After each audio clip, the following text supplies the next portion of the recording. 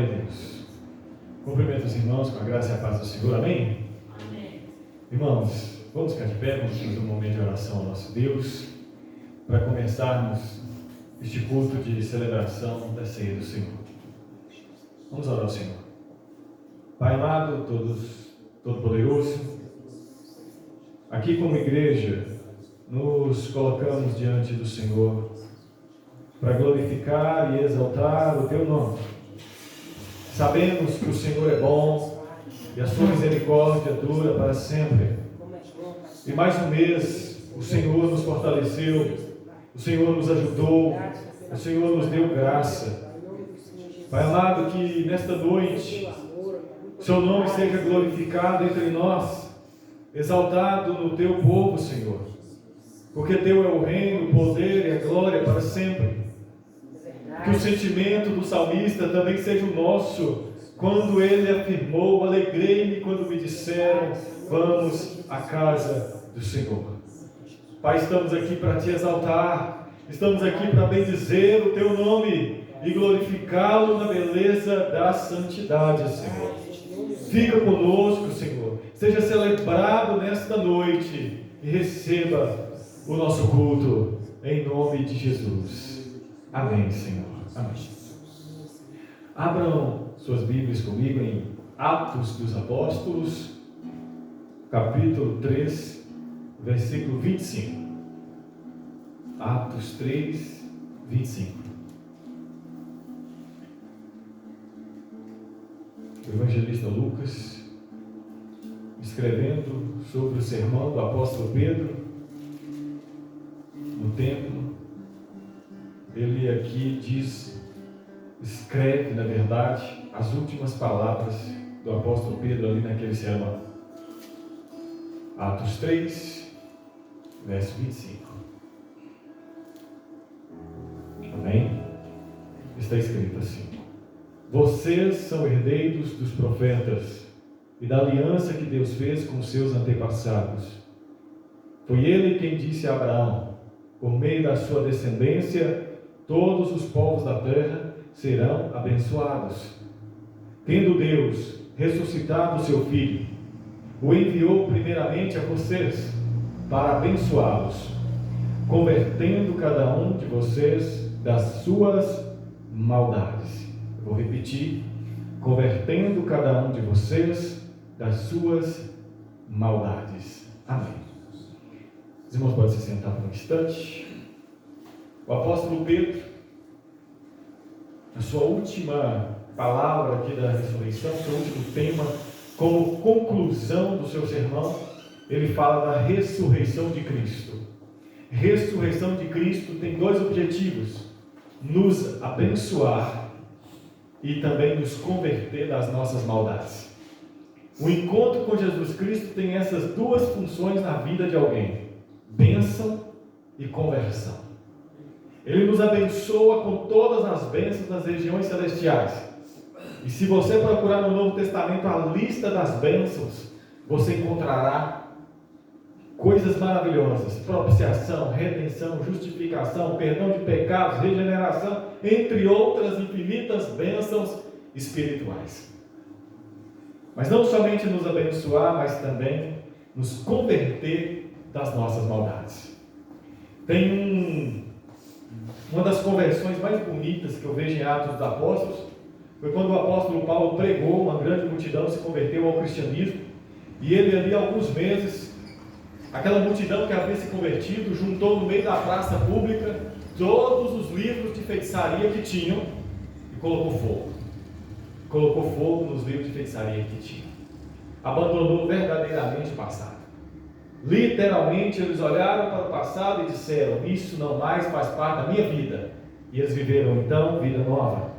E hoje, irmãos, é a celebração da ceia do Senhor, a celebração de que Cristo morreu por nós, uma bênção maravilhosa, mas Ele também ressuscitou para nos converter das nossas maldades, para que a gente mudasse de vida, tivéssemos uma vida totalmente nova e totalmente transformada, para a glória do Senhor. Então, com muita alegria, gratidão no coração, reverência ao Senhor, vamos louvá-lo nessa noite maravilhosa.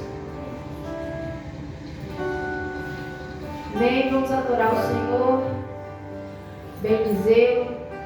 Esse é um dia especial para nós. Nós estamos lembrando do grande sacrifício do Senhor Jesus por nós.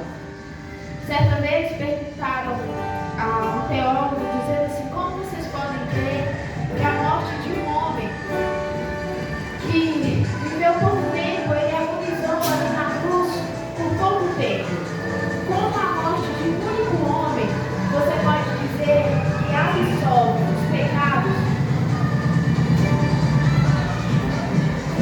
Como você pode dizer que a morte de um homem absolve os pecados de todo mundo, de todos aqueles que creem? Aí este teólogo respondeu: por causa da dignidade daquele que sofre, daquele que padeceu.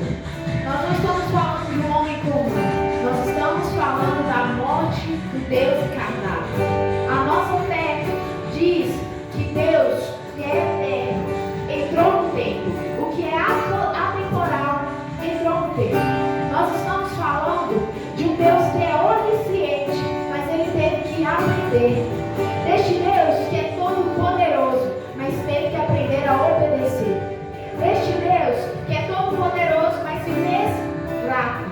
Deste Deus que é forte, mas por amor de nós recebeu cusparadas no seu rosto e chibatadas no seu corpo. Nós estamos falando de um Deus todo poderoso, mas que entrou no ventre de uma mulher. Nós estamos falando de um Deus que é imortal, mas que morreu. Nós estamos falando da dignidade daquele que padeceu por nós. E é por isso que a graça dele é superabundante, porque ele é Deus Todo-Poderoso que lavou os nossos pecados. E Deus deu um nome a ele que está acima de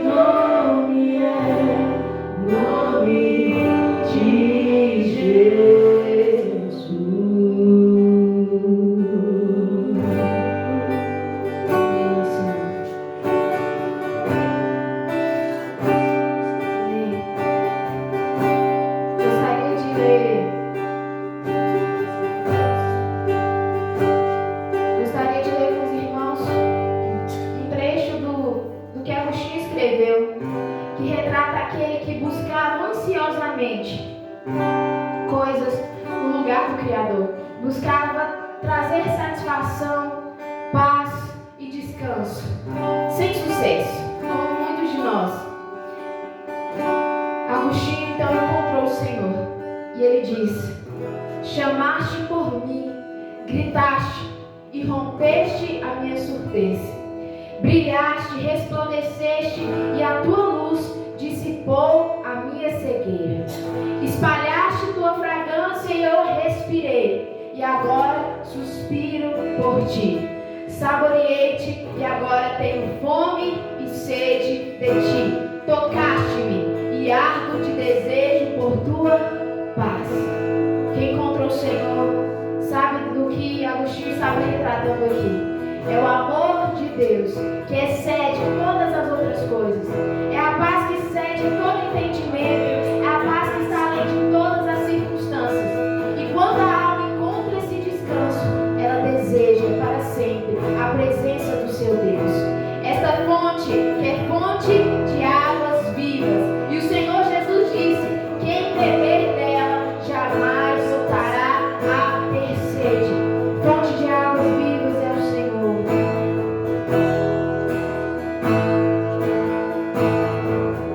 Junto ao poço estava eu, quando um homem judeu viu a sede que havia em mim. Senhor me conheceu e me ofereceu uma água que jorra sem fim. Dá-me de beber, pois tenho sede. Não quero mais buscar em outras fontes. Não precisarei aqui voltar pra minha sede saciar. Uma vez que eu já ouvi teu falar, tu és por quem a minha alma esperou.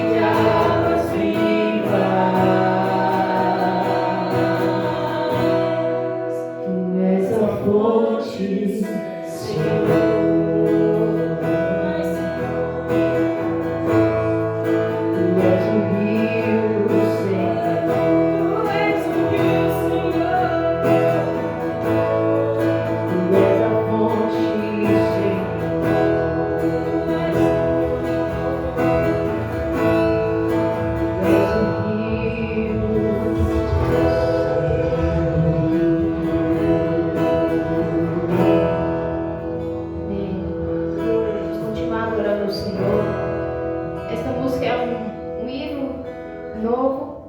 Se você possa prestar atenção nele, vai falar: Senhor, do que adianta te oferecer canções que são belas aos ouvidos, Senhor? Se eu não for essa canção, se eu mesmo não for essa canção que agrada a Ti, Senhor, do que vale me emocionar, derramar lágrimas, mas que são lágrimas vazias, Senhor? Do que vale, Senhor, a emoção sem ter o Senhor de verdade? Quem teve esse encontro relatado aqui para Agostinho sabe quando há sinceridade. Nós precisamos voltar e pensar: Senhor, se eu estou realmente contigo, se eu estou te adorando de todo o meu coração, de todo o meu ser, Senhor, ou se não são apenas mãos levantadas, Senhor Deus, sem ter o coração rendido. Senhor, se são vozes, Senhor, entoadas a Ti, desprovido de conhecimento, desprovido de experiência com o Senhor, porque se for assim, não valerá a pena. Mas aquele que tem um encontro real com o Senhor, faz de si mesmo essa oferta agradável ao Senhor. Peça a Ele, Senhor, que eu seja o sacrifício que agrada a Ti, que eu seja sincero diante da Tua presença, Senhor. Deus, que eu não viva uma religiosidade barata, Senhor. Deus, mas eu quero um encontro genuíno com o Senhor.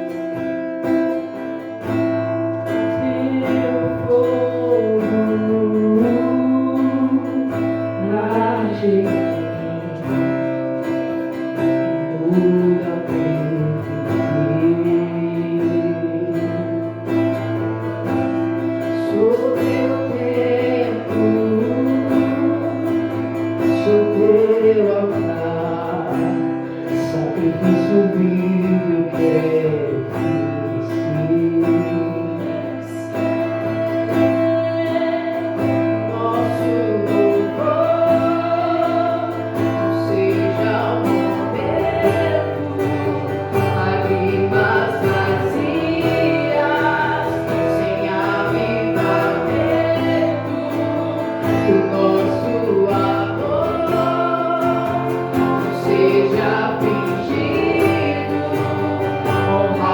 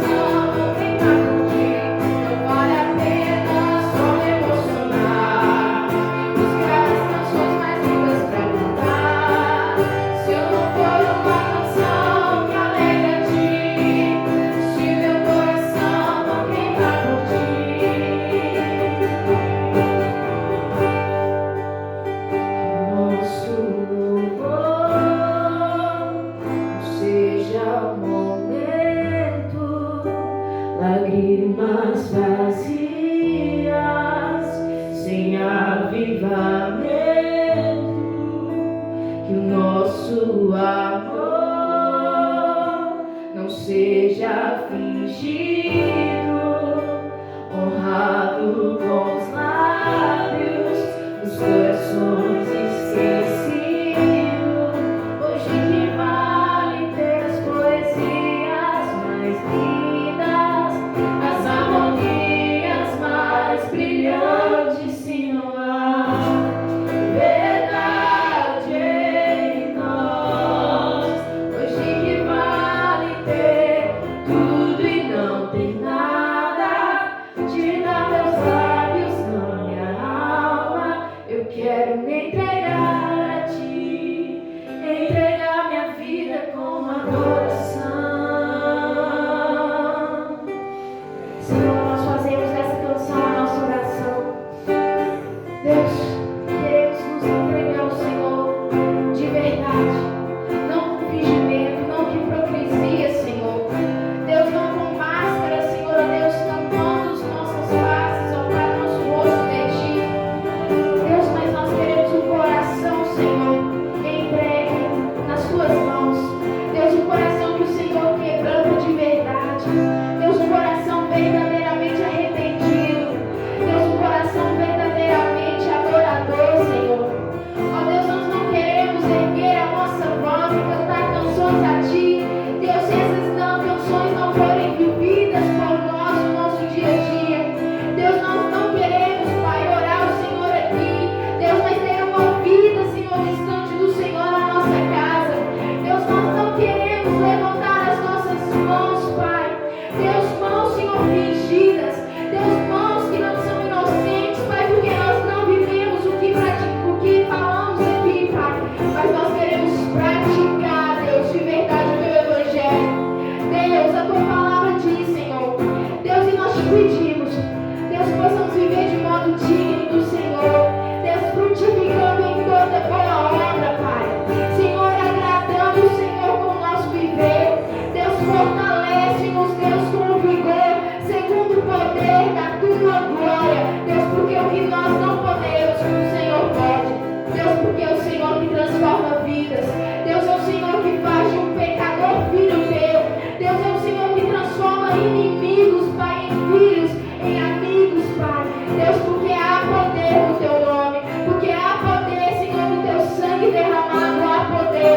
Deus, e é neste poder que nós oramos, Pai, que nós cremos. Transforma-nos, ó Deus, e nos converte para Ti, Senhor. Deus, nos atrai com corpos de amor. Deus, toma o nosso coração para Ti. Deus, converte-nos, ó Pai, escreve a Tua lei no nosso coração, Deus, e transforma esse coração de pedra em coração de carne. Deus, levanta aquele que está adormecido. Deus, levanta aquele que está com a alma no pó, Pai. Deus, e traz vida, Senhor. Traz vida, Senhor. Ó Deus, que o Senhor, ó Pai, possa acordar aqueles que dormem. Deus, aqueles que estão com o coração petrificados, escurecidos, ó Pai. Só o Senhor, só o Teu Espírito Santo pode trazer, Senhor, vida, sensibilidade ao Teu agir e ao Teu mover, ó Pai. Nós te pedimos isso em nome de Jesus. Amém, Senhor. Glória a Deus. Louvado seja o Senhor.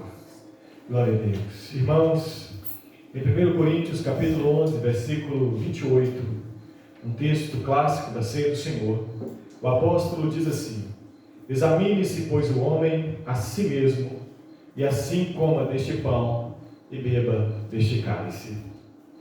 Às vezes, a gente vem aqui, come do pão, bebe do cálice, mas a gente vive uma vida que não agrada ao Senhor. A gente continua nos nossos erros e pecados, e, como diz o apóstolo, atraindo sobre nós ira sobre ira, condenação sobre condenação. Mas ele nos convida aqui a fazer um autoexame, e nesse momento nós vamos tirar uma oração ao Senhor, e depois cantaremos o outro hino ao Senhor. Mas agora nós vamos tirar um momento de oração, irmãos.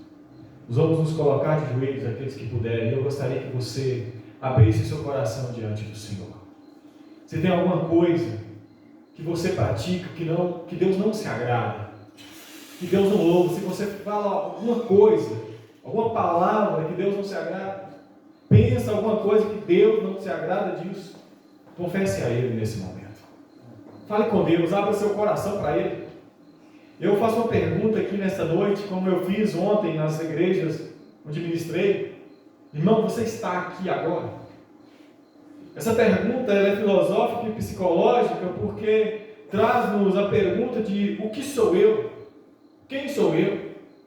Porque às vezes seus olhos estão aqui, seus ouvidos, suas pernas estão aqui, mas a sua mente está lá em outro lugar. Talvez o seu corpo esteja aqui, mas a sua mente esteja no futuro, lá naquelas preocupações. Ou talvez esteja no passado, remoendo tristezas, ou revivendo alegrias do passado. Ou esteja em outro lugar. Eu te convido a vir para cá agora. Vinde aqui, vinde adorar o Senhor. Vamos fazer uma oração nesse momento, examinando-nos e colocando diante do Senhor a nossa vida, em nome de Jesus. Pai amado, todo-poderoso, Deus forte, Rei dos Reis, queremos colocar diante do Senhor a nossa vida, Pai, o nosso coração, Senhor, a nossa mente. Ó Deus amado, ó Deus, examina-nos, Senhor. Deus, veja se em nós, Pai, há algum caminho mau. Deus, e nos perdoa, e nos lava, e nos conduza na vereda da justiça, Senhor. Quantos caminhos trilhamos, Pai, pisando na lama deste mundo, Pai. Oh Deus, quantas vezes somos semelhantes a Eva, Pai, e comemos do fruto que o Senhor não nos permitiu usufruir. Oh Deus, quantas vezes somos como Judas, tirando, Deus, segurança daquilo que não é nosso.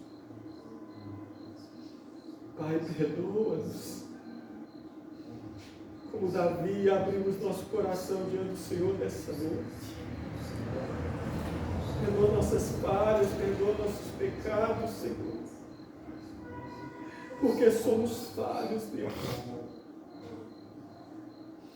Oh Deus, nos lava, nos dá um coração puro, nos dá um espírito inabalável, Senhor. Porque estamos aqui nessa noite para reafirmar nossa aliança contigo, Senhor. Uma aliança, Senhor, vaticinada na cruz do Calvário, com sangue, com o corpo partido, com sangue derramado, com coroa de espinhos na cabeça. E quantas vezes, Pai, pisamos novamente o sangue de Cristo. Oh Deus, perdoa os nossos pecados, Senhor. Deus, em nome de Jesus, como pastor dessa igreja, Deus, eu peço por cada um de nós, perdoa, Senhor, perdoa o seu povo, Deus, pelas palavras que não devíamos falar e falamos, pelo pensamento, sentimentos, Deus. Não queremos viver uma religiosidade de aparência, Senhor, não queremos ser hipócritas. Oh Deus, Deus, Jesus Cristo, Salvador, nos ajuda a viver uma vida santa, Senhor, uma vida que te agrada, Senhor, uma vida que honra e louva o teu nome, Deus. Que as nossas mãos acompanhem nosso coração adorador, nossos pés, a nossa mente, Senhor. Prostrados diante do Senhor, Deus. Diante do seu altar. Oh, até aqueles pecados que não temos consciência, Deus. Porque nós somos culpados. Eu sou o vilão da minha história. Não é a minha sociedade. não é o outro, sou eu. Oh Deus, lava-me, perdoa-me, perdoa das minhas falhas, das minhas transgressões. Como diz, Pai, a oração, perdoa as nossas dívidas, Senhor, perdoe as nossas dívidas. Perdoa, Senhor, as nossas dívidas. Com sangue precioso do Cordeiro puro, lava-nos, Senhor. Nossos pecados são como um escarlate, mas como um carmesim, Deus. Mas a tua palavra diz que se tornarem brancos como a alva lã, meu Pai. Em nome de Jesus Cristo, lava nossas mãos. Precisamos do Senhor. Nos leva a viver uma vida que te agrada, nos leva a viver uma vida santa, nos dá força, nos dá coragem, nos dá a fé necessária para sacrificarmos o que quer que for necessário por amor do seu nome, Senhor. Em nome de Jesus Cristo, Senhor. Em nome de Jesus Cristo. Porque hoje nós queremos, Pai, reafirmar nossa aliança contigo em santidade, em amor, em reverência, Senhor. Em nome de Jesus Cristo. Em nome de Jesus, meu Pai. Traz vida. Traz refrigério. Traz força, Senhor, para cada um de nós. Nós somos falhos, Pai. Mas o Senhor é o nosso advogado, ó Jesus Cristo. Advogue a nossa causa. Nos ajude, Senhor. Em nome de Jesus. Em nome de Jesus, Senhor. Aleluia. Se tu olhares, Senhor, já dentro de mim, nada encontrarás de bom, mas um desejo eu tenho de ser transformado. Preciso tanto do teu perdão, dá-me um novo coração, dá-me um coração igual ao teu, meu mestre, dá-me um coração igual ao teu, um coração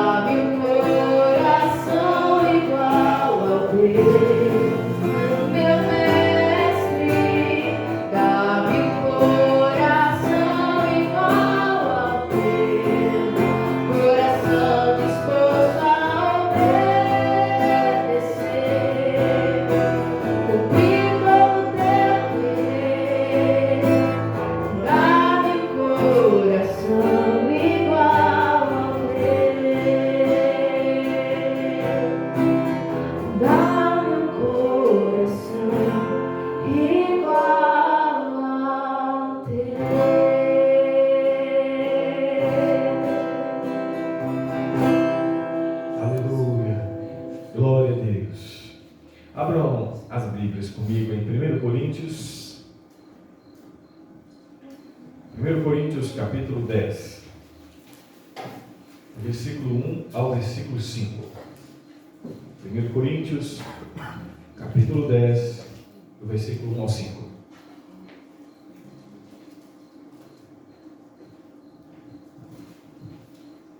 Glória a Deus. 1 Coríntios 10, versículo 1 a 5.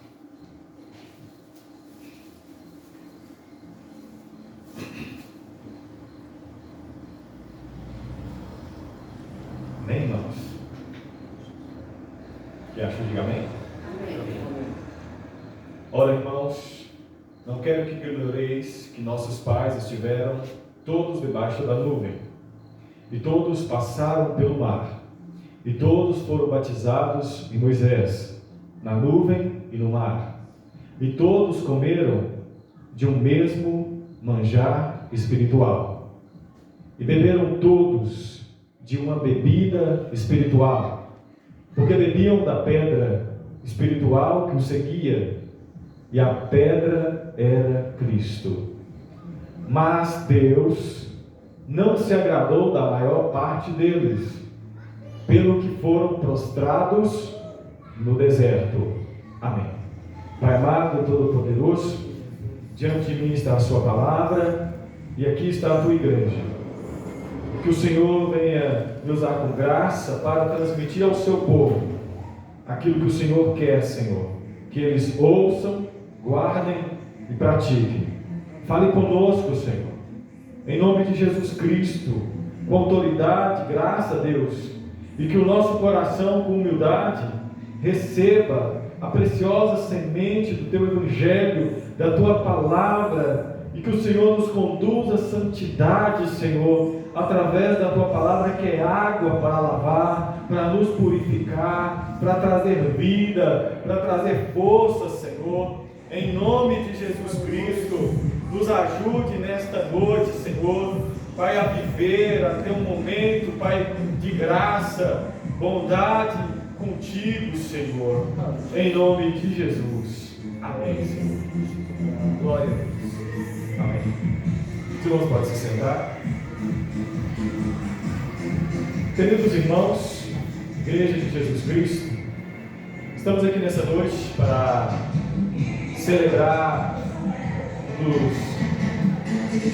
esperar essa carreira passar.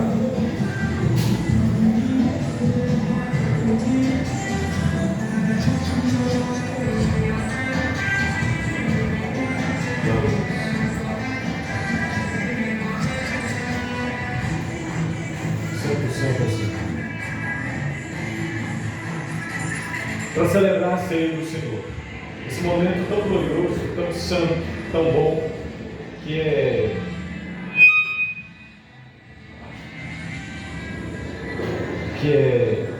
a ceia do Senhor, né, irmãos? Hoje eu orei ao Senhor, pedi a direção da palavra de Deus, e Ele colocou em meu coração essa palavra desde semana passada, na verdade, e eu compartilhei essa mensagem nas igrejas que eu ministrei ontem e hoje também ali em Jacoboa. É a carta do apóstolo Paulo à igreja de Corinto, e especificamente no momento que ele começa a tratar da ceia do Senhor, que é aqui no capítulo 10, versículo 1. É o capítulo 10 do capítulo 11. Mas toda a carta do apóstolo Paulo tinha um objetivo, que era conduzir aquela igreja à santidade, que era conduzir aquela igreja a uma vida que correspondia com a fé que professava. Porque aquela igreja, aquelas pessoas que faziam parte daquela igreja, haviam saído da cidade de Corinto, de uma certa forma, transitando para o ambiente espiritual da igreja, mas eles não abandonaram o jeito de viver dos coríntios. Eles apenas tinham mudado de lugar, geograficamente falando, mas a mentalidade continuava a mesma e as práticas continuavam a mesma. Eles haviam saído do ambiente da idolatria. Eles não estavam indo no templo da idolatria de Diana, de Afrodite, mas aquele povo continuava idólatra. Eles apenas mudaram o nome dos seus ídolos.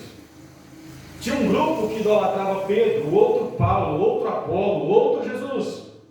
Mas um Jesus criado pela mente. Não um Jesus verdadeiro. Um Jesus que correspondia àquilo que eles queriam. Uns, aqueles que eram do poder, do reteté, digamos assim, eles falavam, eu sou de Pedro. Porque Pedro é o cara espiritual. Pedro é o homem que entrou nas águas e andou sobre as ondas. Os outros que diziam ser do conhecimento, diziam, nós somos de Paulo. Os da sabedoria, da eloquência, da retórica, eram os de Apolo. Não, nós somos os de Apolo. E outros falavam, aqueles que eram do poder, falavam ser de Jesus Cristo. E aí os grupos ficaram divididos no meio da igreja, por causa de um coração idólatra. Outra coisa que não tinham era a humildade. Só por serem divididos já mostra que o que reinava naquela igreja era o egoísmo. Eles eram, por demais, egoístas. Viviam para a vanglória, se protegendo, não suportavam, não perdoavam, não amavam, porque eles eram egoístas. Também eles acreditavam em mentiras. Eles tinham uma filosofia mentirosa e criam nela. Qual era a filosofia deles? Comamos e bebamos, porque amanhã morreremos. Comamos e bebamos, porque amanhã morreremos. Está lá no capítulo 15 de 1 Coríntios. Eles abandonaram a crença da ressurreição porque não era agradável. A crença da ressurreição não era agradável. Então eles foram e abandonaram. E ficaram apenas com a crença de que tudo que existe é matéria. Tudo que existe é isso que está aqui. Comamos e bebamos porque amanhã morreremos. Aproveite o dia, seja feliz. Faça aquilo que te faz feliz. Se você gosta, se te dá prazer, então faça, porque Deus quer que você seja feliz. Assinado Satanás. Assinado Satanás. Ele falou isso para Eva, falou para José, falou para Judas. Ele enganou e derrubou todos aqueles que creram nessa filosofia da felicidade. O objetivo último da vida é ser feliz. E Deus quer que eu seja feliz. Então, se tem sofrimento, Deus não está nesse negócio. E a ressurreição era uma mensagem que implicava sofrimento, renúncia, autonegação. E eles abandonaram a crença na ressurreição para crer no carpe diem, que significa aproveite o dia, deixa a vida te levar. E a igreja de Corinto estava com essa crença na mente. E um deles, um dos jovens daquela igreja, crendo na crença de que se ele queria, se fazia feliz, se era para o prazer próprio, era bom, um dos jovens apaixonou-se pela própria madrasta, tomou a mulher do pai em seu próprio leito e continuou na igreja, tranquilamente vivendo. Irmãos, essa era a igreja de Corinto. E o apóstolo Paulo vai trazer uma mensagem para esse povo. E no seu discurso sobre a ceia, ele começa assim: ora, irmãos, eu não quero que vocês ignorem os nossos pais. Paulo está trazendo a memória do povo. Lembrem-se dos nossos pais. De 2000 anos antes de Cristo, quando eles saíram do Egito. Aí ele vai falar assim, dos nossos pais que estiveram debaixo da nuvem, passaram pelo mar, foram batizados em Moisés, na nuvem e no mar. Sabe o que Paulo está dizendo? Irmãos, vocês foram batizados, não foram? Nas águas? Pois é. Teve um povo também que foi batizado. Eles passaram pelo meio do mar. Teve um povo que foi ligado a Moisés, e tudo que Deus prometeu a Moisés, as bênçãos de Deus a Moisés, era a bênção de Deus para o povo. Aquele povo que era escravo no Egito, foi ligado a Moisés e recebera também as bênçãos sobre Moisés. Eles passaram pelo mar, assim como vocês passaram pelas águas. Vocês foram batizados, eles também foram. Eles tiveram a nuvem guiando. A nuvem se movia, o povo se movia. A nuvem parava, o povo parava. A nuvem ia para a esquerda, o povo ia para a esquerda. A nuvem ia para a direita, o povo ia para a direita. Onde a nuvem parava, o povo parava. Assim como vocês afirmam que o Espírito Santo guia vocês em suas decisões, a nuvem guiou aquele povo. Mais do que isso, vocês afirmam beber de uma mesma bebida, de um mesmo cálice. Pois é, eles também beberam de um mesmo cálice. Mais do que isso, eles também comeram de um mesmo pão, de um mesmo maná, de um mesmo manjar. Comeram das mesmas coisas, beberam da mesma coisa. Eles passaram pelo mesmo mar, seguiam a mesma nuvem, foram liderados pelo mesmo Moisés. Mas aí vem a palavrinha-chave desse texto: mas Deus. Mas Deus. Esse mas aqui coloca em xeque tudo o que foi dito anteriormente. Esse mas aqui faz você olhar para tudo que foi dito atrás com um olhar de desconfiança, de observação, de investigação, tentando entender: será que o que realmente foi dito é o mais importante da frase? Imagina que eu digo assim: o irmão Joênio é um homem gente boa, mas a minha esposa é uma mulher maravilhosa, mas fulano é isso, isso e aquilo, mas o mas, de certa forma, nega o que foi dito anteriormente, trazendo ênfase para o que vai ser dito logo a seguir. Diante de tudo isso, diante do batismo, diante da bebida, diante do pão, diante de tudo isso, Deus não se agradou deles. Mas Deus não se agradou da maior parte deles, pelo que foram prostrados no deserto. Eles foram prostrados, irmãos. Eles caíram. A maioria deles. Aproximadamente 2 milhões saíram do Egito. Quantos que entrou na terra prometida? Alguém lembra? 2 homens. Josué e Caleb.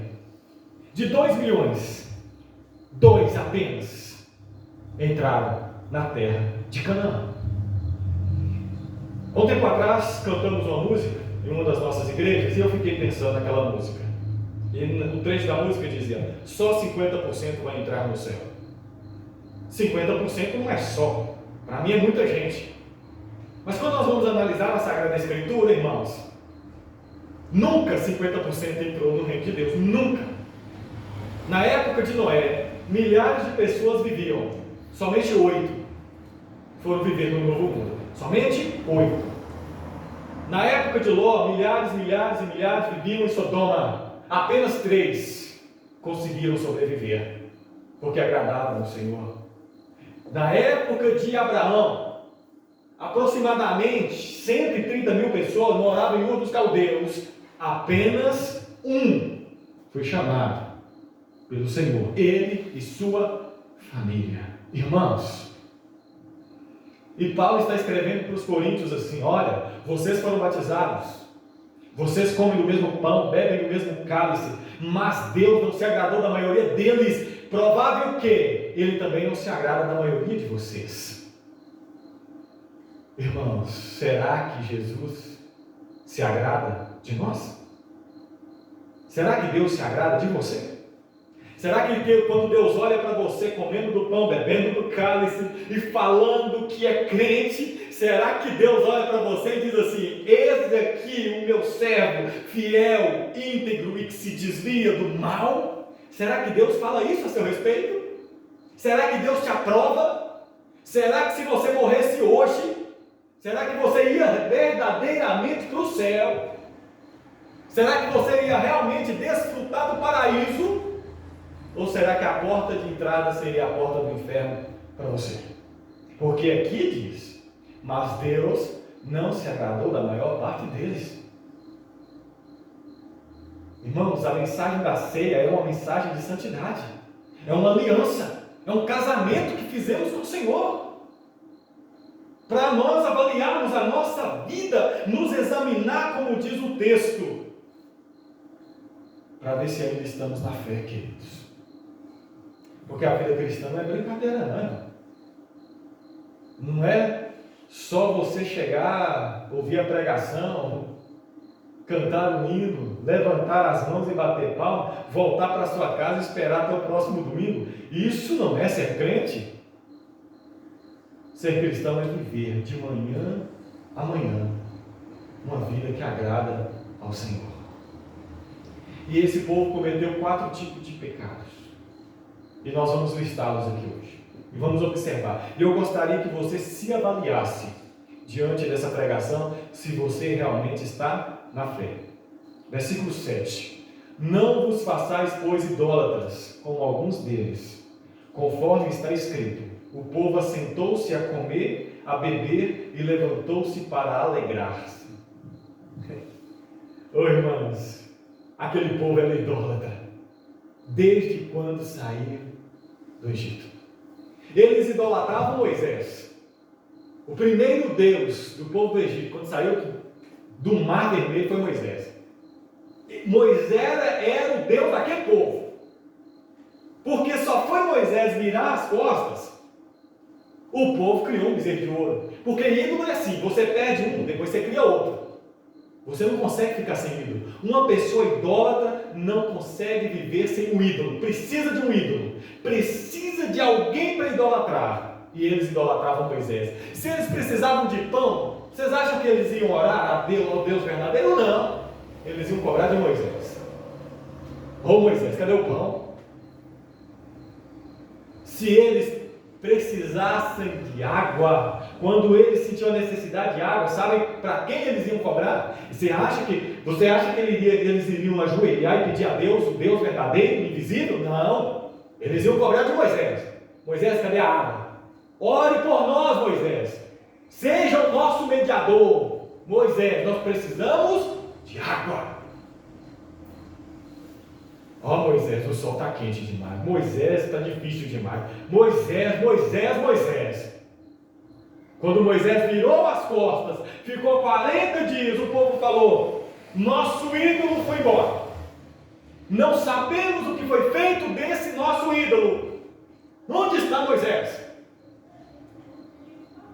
Aí eles foram lá, pegaram ouro, prata, derreteram e fizeram um bezerro de ouro.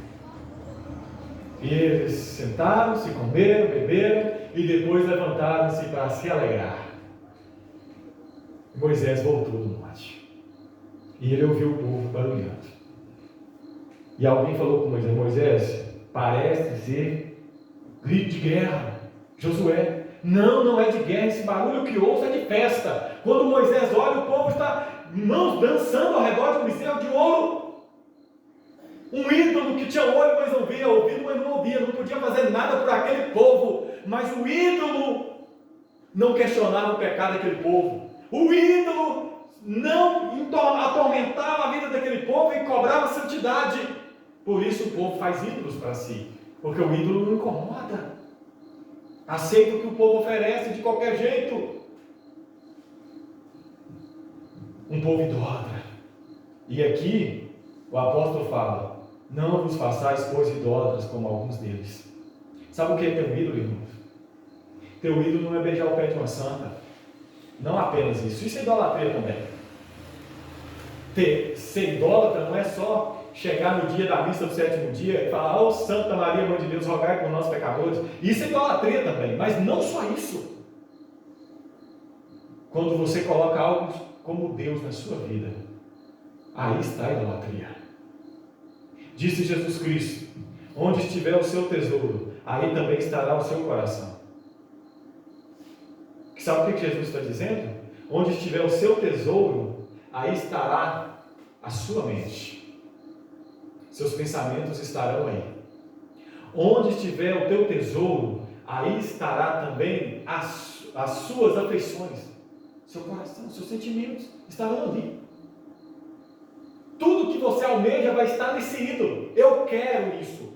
Ali está a sua esperança. Irmãos, E quantas pessoas hoje em dia estão fazendo festas, alegrando-se na presença de um ídolo que eu não vejo. O pastor não está vendo, o diácono não está vendo, então agora eu posso desfrutar do prazer desse ídolo. Eu posso desfrutar desse momento de alegria, de fé, de bondade desse meu ídolo que não vai me questionar, que não vai mexer comigo. Quantas pessoas lá fora vivem de um jeito e tiram sua alegria de coisas que são pecado? Idolatria não é só comer canjiquinha na festa de quadrilha, não. É idolatria também, mas não é só isso. Idolatria não é só dançar numa festa de santo, é idolatria, mas não só isso. Idolatria é quando você está aqui na igreja agora, mas você queria estar na sua casa, assistindo sua novela. Isso é idolatria, porque lá está o seu coração, seu tesouro está lá. Seu tesouro não está aqui. Essa palavra não te satisfaz, porque o seu tesouro está em outro lugar. O seu tesouro está no dinheiro. Por isso você só pensa em conquistar e conquistar mais.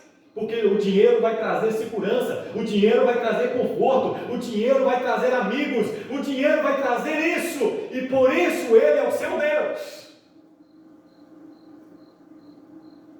Isso é idolatria.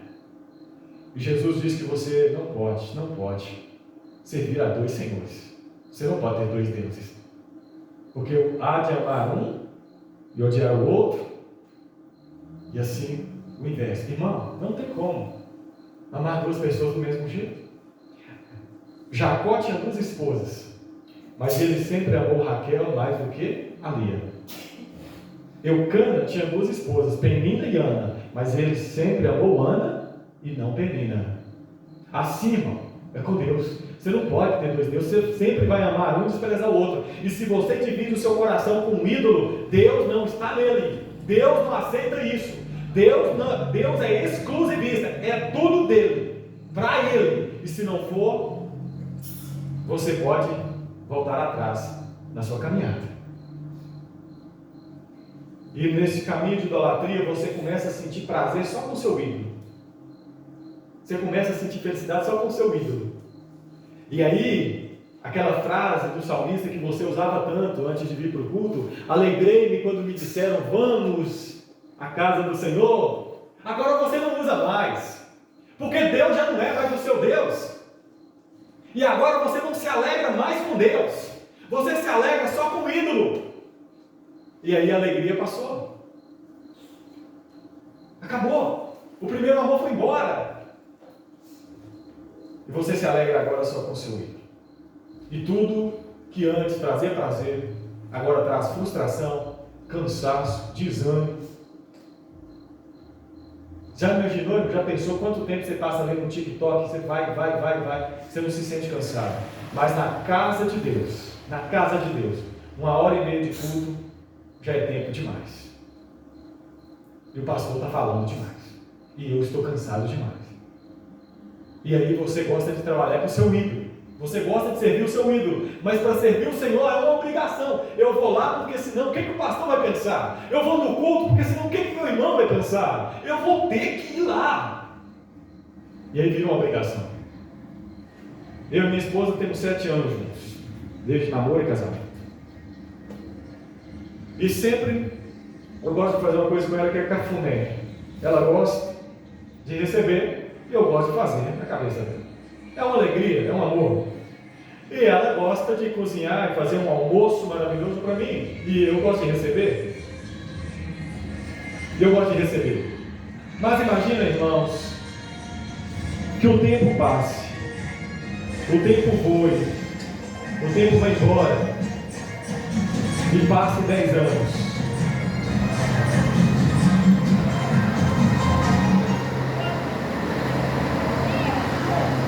Aí 10 anos se passam. Aí eu chego em casa e falo assim: mas que droga, vou ter que fazer cafuné de novo na cabeça daquela mulher. Que chateação, meu Deus. Aí ela chega e fala assim: ah, de novo, almoço de novo, para esse homem chato, já não aguento mais. A barba que alegrava já não alegra mais. O rosto que alegrava ver já não alegra mais. Agora virou tudo cansaço. A alegria que eu tinha de voltar para casa para ver minha esposa, agora eu já não gosto mais voltar para casa para vê-la. Eu gosto de passar mais tempo fora. E a esposa também, quando meu marido chega com uma reclamação que ninguém dá conta, por quê? O primeiro amor foi embora. Acabou. A alegria no princípio já não existe mais. E isso, irmão, é ruim. É ruim para um relacionamento entre nós, homens e mulheres, quanto mais na nossa relação com Deus. Quando a gente fala assim, agora eu estou sentindo alegria em outro lugar que não no Senhor. Estou sentindo prazer em outro lugar que não no Senhor. Aí, meu querido, você vive como um fariseu, com aparência, mas não tem espiritualidade. E eu quero dizer uma coisa para você. É melhor não ter nem aparência do que ter aparência e não ter espiritualidade de verdade. Então não se faça de idólatra, que esse é um dos piores pecados que existem. E o texto continua. Versículo 8, segundo erro. E não nos prostituamos como alguns deles fizeram e caíram num dia 23 mil. Não nos prostituamos. A prostituição vem do grego porneia, que traduzido para o português é pornografia, que abrange dois tipos de pecado. A prostituição espiritual, que é quando você, que fez uma aliança com Deus, adultera com outro Deus, com outro ídolo, com outro bezerro de ouro que você coloca na sua mente. Aí você tem nomes para o seu bezerro de ouro aí, nesse momento. Isso é prostituição também. O segundo sentido de prostituição é a prática sexual fora do casamento. Isso também é prostituição, é fornicação, é pecado contra o corpo, é pecado. Irmãos, e isso hoje em dia é ensinado, é pregado e é glorificado lá fora. O mundo vive isso. O carnaval é a festa que propaga o sexo como um ideal de vida. O sexo livre. Viva do jeito que você quiser. Aproveite o seu dia. O corpo é seu e segue suas regras. Faça as regras para o seu corpo. Não siga as regras de Deus. Seja Deus sobre si mesmo. Você não precisa de um Deus. Você não precisa de um Senhor. Seja você o Senhor sobre o seu corpo. Seja você a Senhora sobre o seu corpo. Decida as regras sobre você. Não deixa ninguém mandar em sua vida, nem mesmo o Senhor. E aí, irmão, você cai num velho dilema de Eva. Para quê? Porque eu quero ser deusa. E Adão, eu quero ser Deus. Para que ter um Deus invisível mandando na minha vida? Mas você, que fez um compromisso com o Senhor, no capítulo 6 de 1 Coríntios, o apóstolo vai dizer: vocês são templo do Espírito Santo de Deus. O seu corpo não é seu. O seu corpo é templo do Espírito Santo de Deus. Lá em Romanos capítulo 6 diz: vocês foram batizados em Cristo, ligados em Cristo, na sua morte e na sua ressurreição. Vocês morreram e ressuscitaram. Agora usem os membros para a glória do Senhor, não para satisfação própria. Meus irmãos, o mendigo que ficou famoso no Brasil foi o mendigo que tomou a esposa do outro. O adultério é ensinado e pregado como virtude, como poder, como liberdade, mas no nosso meio não é assim, não. No nosso meio não é assim.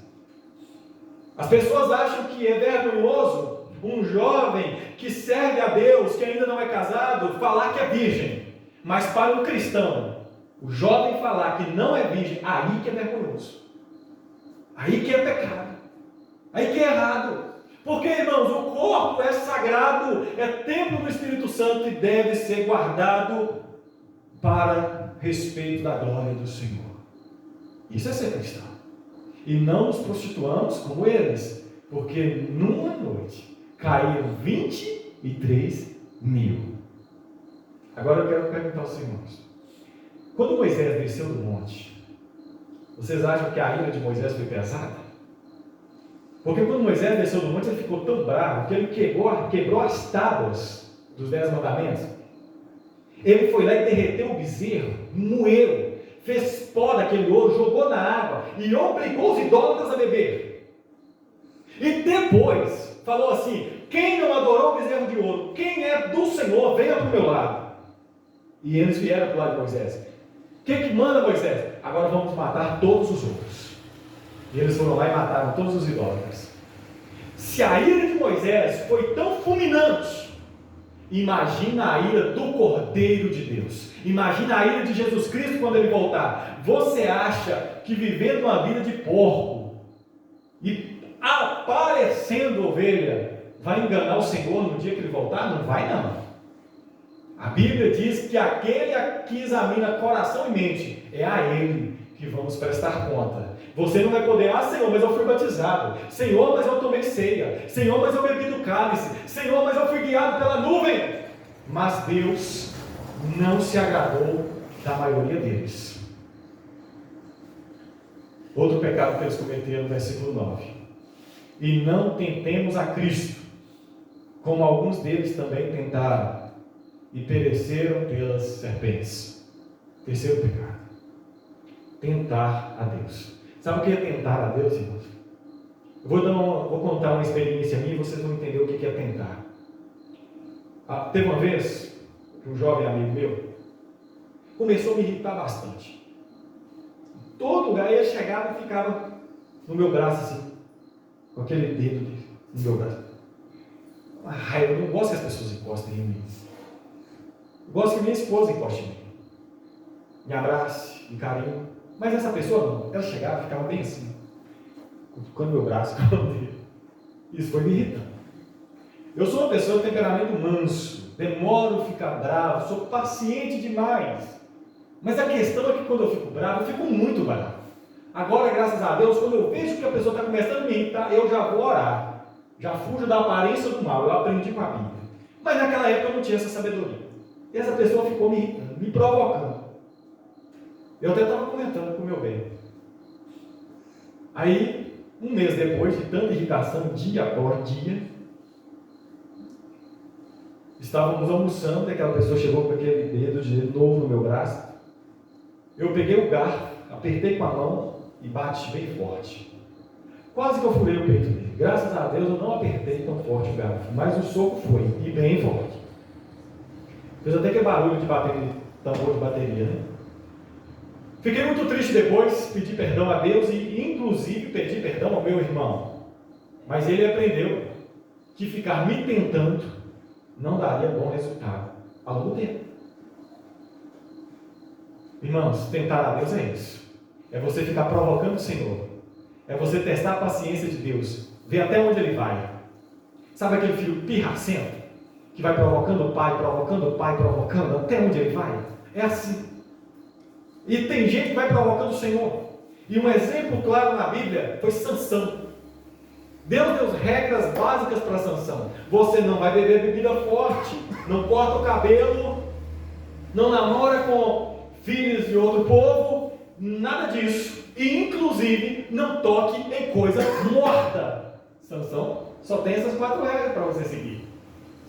Sansão ficou jovem, e apaixonou-se por uma filisteia, namorou com ela, e no dia do noivado, Sansão foi, fez uma festa, fez um enigma, deu para os amigos da noiva dele para solucionar o enigma. Aquela mulher persuadiu Sansão, Sansão contou para ela o significado do enigma, ela foi para os amigos, contou, os amigos falaram: Sansão, sabemos a resposta do seu enigma, você está nos devendo 20 e tantas túnicas de linho. Ela enganou Sansão, Sansão ficou bravo, matou um tanto de homens, roubou a túnica desse povo, o povo ficou bravo, pegou a mulher de Sansão e deu para outro homem. Sansão ficou bravo, foi lá e soltou raposas com galhos amarrados no rabo de cada uma delas. Fogo incendiou a cidade dos filisteus, o terreno dos filisteus. Aqueles homens ficaram bravos, pegaram a mulher que era para ser a esposa de Sansão, jogou no fogo. Ela e toda a família dela morreram queimados. Sansão, acorde. Você acha que Sansão acordou? Você acha que Sansão se arrependeu? Você acha que Sansão se ajoelhou e pediu perdão a Deus pela transgressão que havia cometido? Não. Sansão, como Balaão, estava sério e continuou no seu caminho de transgressão, tentando a Deus. Vou ver até onde a misericórdia de Deus vai. Sansão matou um leão, passou alguns dias, Sansão olhou para dentro do leão e viu um favo de mel. Lá vai Sansão tirar mel de animal morto. Ele não podia tocar em coisa morta. Quantas pessoas tiram mel de coisa morta, irmãos? Ah, me dá prazer, mas é errado. Mas foi um forrozinho apenas, mas é errado. Ah, não, mas meus amigos gostaram demais da minha piada sexual, da minha piada de blasfêmia, da minha zombaria do amigo. Sabe aquela pessoa que zomba do amigo? Isso me deu prazer e me deu fã. Pois é errado. Mas você tirou prazer disso. Quantas pessoas tiram mel de coisa morta? É imundo. Pode dar prazer, mas é errado. E Deus está vendo. Mas Sansão não parou por aí. Não é que ele apaixonou de novo por uma outra filisteia? O nome dela, Dalila. Essa era mais bonita que a primeira, mais persuasiva do que ela, eu acredito. Chegou em Sansão, falou: ô Sansão, você me ama, Sansão? Te amo, Dalila. Então me conte a origem da sua força. E Sansão foi falando: se você me amarrar com cordas de couro fresco, eu perco minhas forças. E lá vai Sansão acordar, e Dalila: lá vem os filisteus, Sansão. Sansão acorda, arrebenta as cordas e vai. Sansão, você mentiu para mim, você não me ama. Te amo, Dalila. Então me conte a origem da sua força, Sansão. Se você amarrar meu cabelo em tranças, eu não vou conseguir. Lá vai Dalila amarrar o cabelo de Sansão. Sansão, os filisteus estão vindo. Sansão se levanta, vai, e a força dele ainda continua com ele. Dalila fica triste, falou: Sansão, você não me ama, você é um mentiroso. Aí Sansão fala assim: Dalila, eu vou te contar. A origem da minha força são os meus cabelos. Se cortar, minha força acaba. Dalila falou: descobri. Dalila chegou para os soldados filisteus e falou assim: agora eu descobri a origem da força dele. Amanhã de manhã vocês podem vir, que ele vai estar sem força. Amanheceu, Sansão estava sem seus cabelos, porque Dalila havia cortado durante a noite. E a Bíblia diz que os filisteus vieram, Sansão se levantou e foi em direção a eles, dizendo assim: mais uma vez, o Senhor vai me dar vitória. Só que a Bíblia diz bem assim: mas não sabia Sansão que Deus havia saído dele. Os inimigos foram lá e furaram os olhos de Sansão com espada quente, e o colocaram para rodar um moinho, um trabalho de jumento, e ficaram zombando dele. Esse é o destino de alguém que tenta o Senhor. Vai tentando, irmão. Vai tentando, vai provocando o Senhor, porque a hora que ele ficar irado, a hora que a misericórdia dele chegar ao fim, o cálice transbordar, você vai ter que beber. Porque Judas tentou, roubava um tiquinho hoje, roubava um tiquinho amanhã, no dia da ceia, Satanás entrou nele, e ele vendeu Jesus por 30 moedas de prata, e as 30 moedas acabou com ele. Acã foi tentando até que Deus foi lá e falou: já basta, já chega, agora o preço vai ser cobrado. A ceia do Senhor, irmãos, é uma das celebrações mais importantes, mas ela é uma mensagem também de santidade. Lá no versículo 18 ao 21, o apóstolo diz assim: vede Israel segundo a carne, os que comem os sacrifícios não são porventura participantes do altar? Mas que digo, o ídolo é alguma coisa? Ou que o sacrificado ao ídolo é alguma coisa? Antes digo que as coisas que os gentios sacrificam, os sacrificam aos demônios, e não a Deus. E não quero que sejais participantes com os demônios. Não podeis beber o cálice do Senhor e o cálice dos demônios. Não podeis ser participantes da mesa do Senhor e da mesa dos demônios. Ou irritaremos o Senhor? Somos nós mais fortes do que Ele? Sabe o que Paulo está dizendo para aquela igreja? Ou você participa da mesa do Senhor ou da mesa dos demônios. Irmãos, quer um conselho meu como pastor dessa igreja? Você que vive vida dupla, que de dia é uma coisa e de noite é outra coisa, sai da igreja, irmão.